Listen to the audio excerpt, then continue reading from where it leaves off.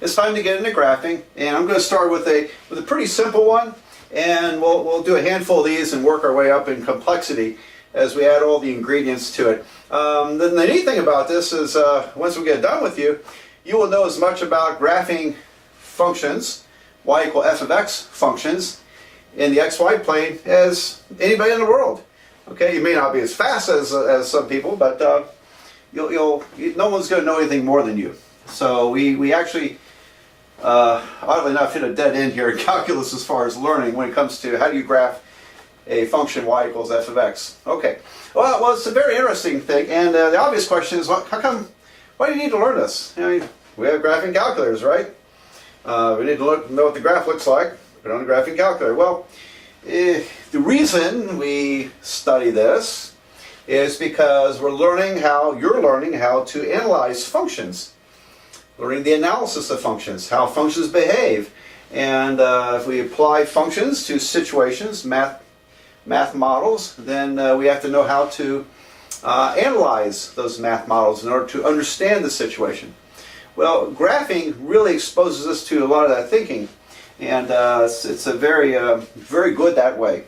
And so, yes, I think it's a very good idea that we learn graphing, even though if you just need a graph, use a graphing calculator, that's great. But that's not the point. The point is to learn how to analyze, how to apply calculus to analyze functions.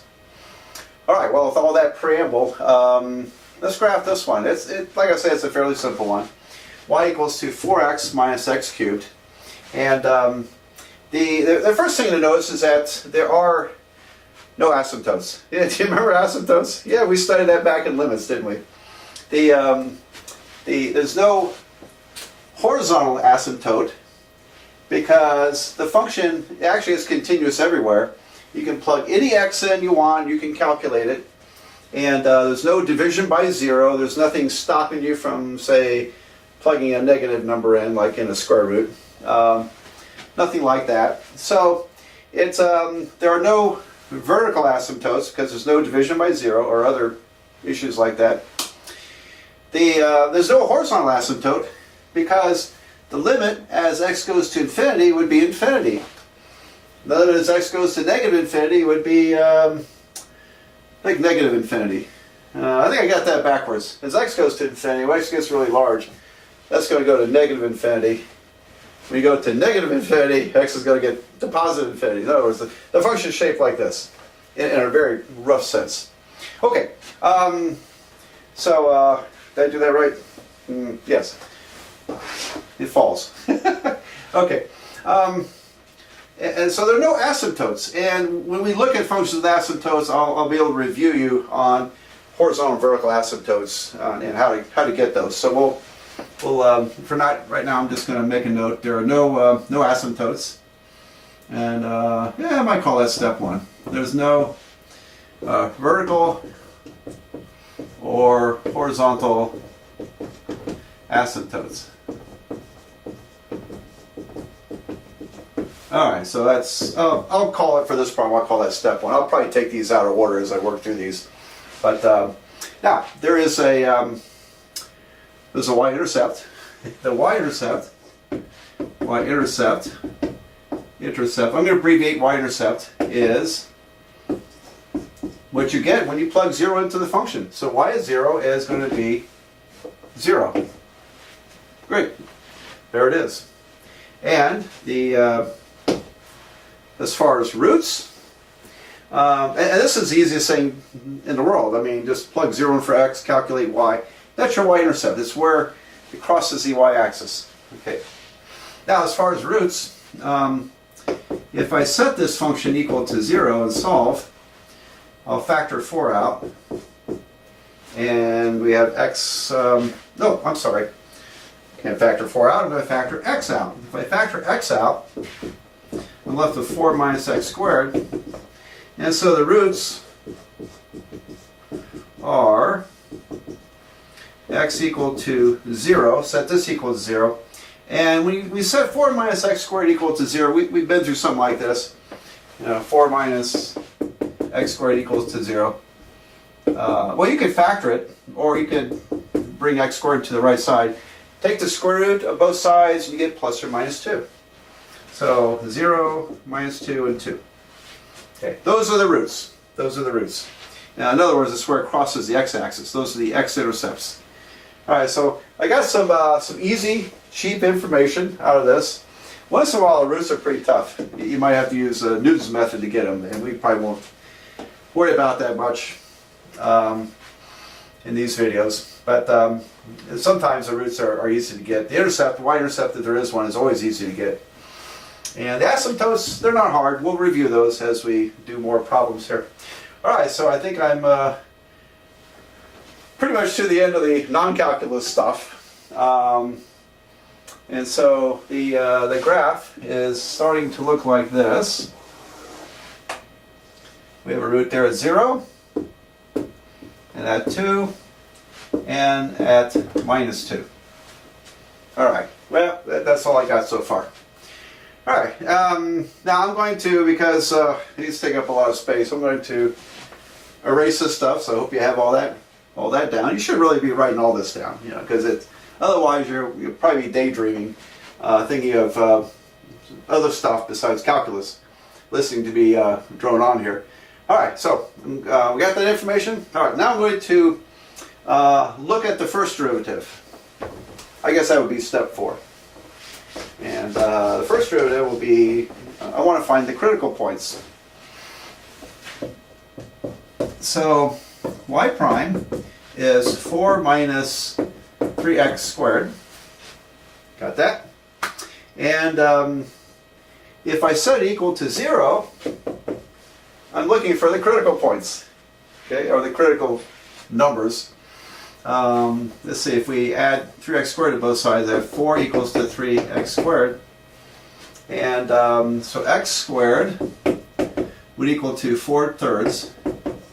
And if we take the square root of both sides, and again, can't say this too often, when you take the square root of both sides of the equation, you have to introduce a plus or minus sign. And you get 2 answers. There we go, 2 answers.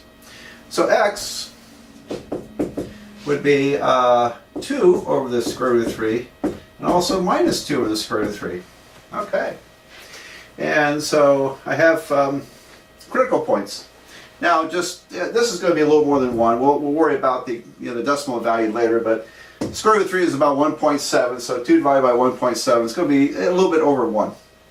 So we have an idea. All right. Now then, the critical points. Oh no! Oh, let's look at the also the second derivative. The second derivative is going to be 0, and then minus 6x. Right? Yeah, minus 6x. And so it's equal to 0 at x equal to 0. All right, so now the books don't call this a critical point. It's a possible point of inflection. Point of inflection. All right.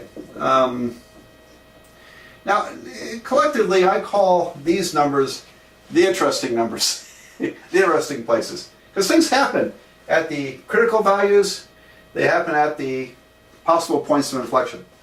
All right, so here's how I'm going to look at it here. I'm going to draw a number line, and I've got minus 2 over the square root of 3. We have 0 is an interesting point, and then our other interesting point is a critical point, 2 over the square root of 3. Remember, this is around minus 1.1, 1.2, something like that. I don't know what it is. Okay, now, I am interested in what happens to the first and second derivative in between. We know what happens to the first derivative here and here, it's 0. And we know what happens to the second derivative at 0, it's also 0. All right, so I've got 4 sections of the number line to examine. Okay, and I'm going to do some erasing here. Now this is going to be a challenge to write all these out on my little 4-foot by 6-foot board, so I'm going to have to count on you writing down a lot of stuff, because I have to erase to make room to do calculations. So I'm going to keep the first derivative up here, and then I'm going to transfer let's see, critical points. Let me write that in. Critical numbers are x equal to -2 square root of 3 and 2 over square root of 3. Okay, so that's, I didn't say much room, but anyway, here's the second derivative is equal to -6x, and the possible point of inflation is 0. So x equals 0, point of inflection. Do you mind if I abbreviate inflection? I don't know how you abbreviate. I'll put INFL. Is it a point of inflection? All right, I'm trying to save some room here. All right, now I can write down here. This is kind of my technique of showing this in class. The first derivative, second derivative. Well, let's look at the second derivative. When x is positive, when it's greater than 0, then the second derivative is negative, isn't it? So to the right of 0, the second derivative is minus, which means it's concave down over there. How about that? And when x is less than 0, x is negative, you have -6 times a negative number is positive. So whatever numbers you plug in over here, these are positive, which makes it concave up. All right, so we know the concavity. As far as the first derivative, let's plug in, remember this is about -1 point, what is it? Let's see, 2 divided by the square root of 3. Well, this will be -1.15, okay, approximately. So suppose I plugged in -2, or -3, or -10,000. Whatever I plug in over here, it's going to have the same consistent sign, because the sign might change at the critical value, but it does not change over here. If it did change, we'd have another critical value, wouldn't we? So with no critical values in this section, every time you plug in one of these numbers, it's either going to be always positive or it's going to be always negative. Let's see what happens. So all I have to do is check one. If I plugged in -2, for example, so y prime at -2 would be 4 minus 3 times -2 squared. That'd be 4 minus 3 times 4. You don't really have to calculate from there. It's going to be negative, right? 4 minus 12 is -8. In other words, it's negative.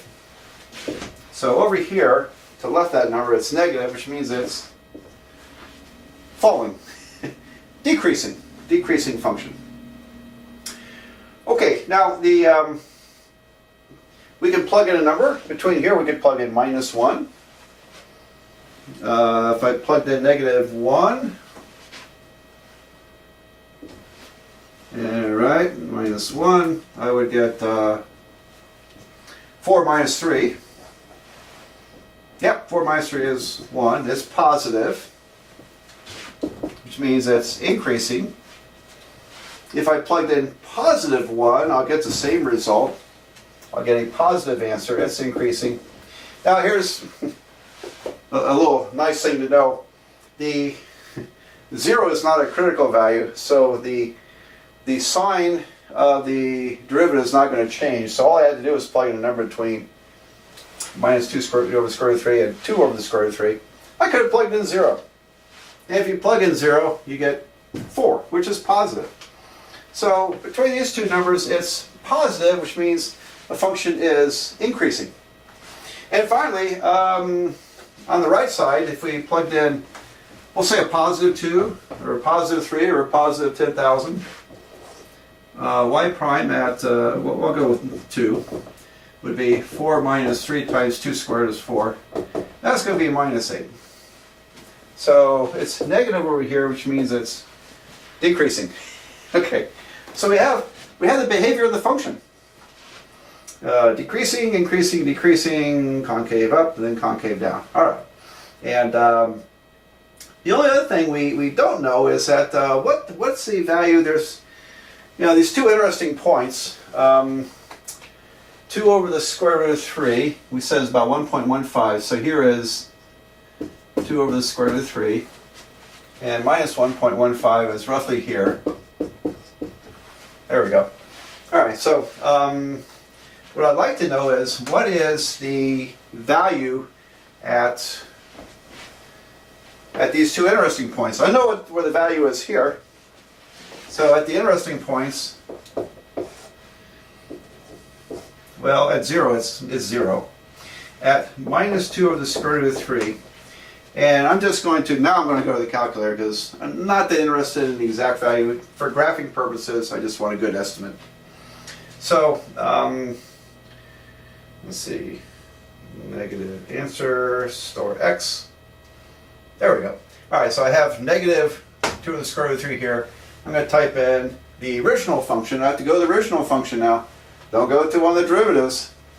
The original function, y, which is 4x minus x to the third.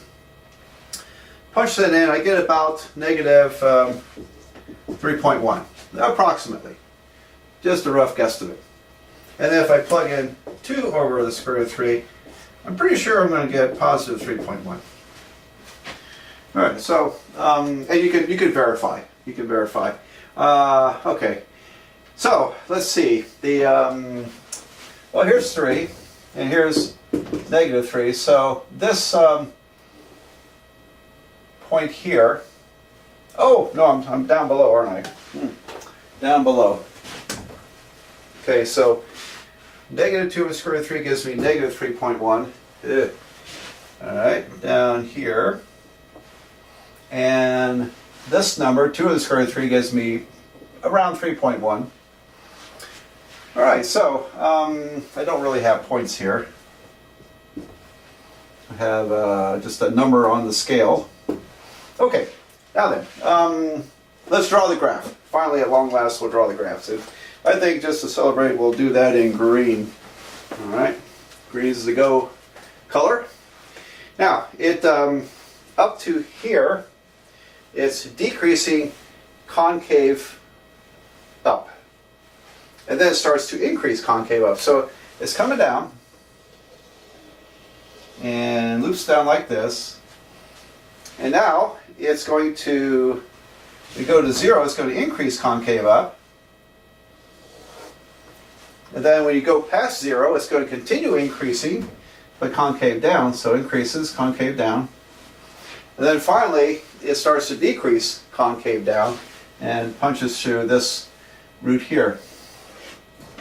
There we go. So, decreasing concave up, increasing concave up, increasing concave down, and then decreasing concave down. It's the 3 roots. Of course, the y-intercept is one of the roots of the equation. And there's our first wonderful graph. Okay, so there we go.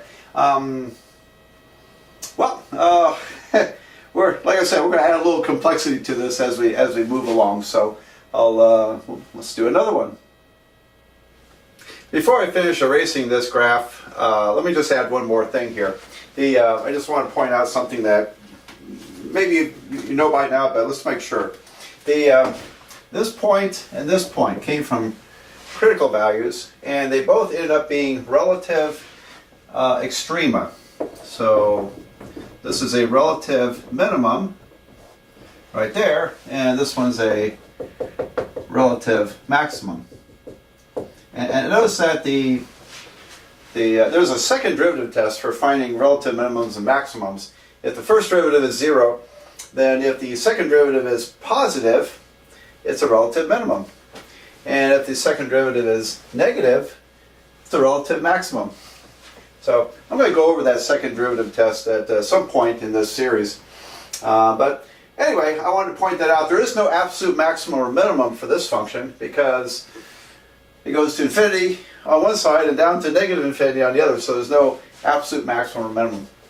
Okay, well, then let's go on to the next graph.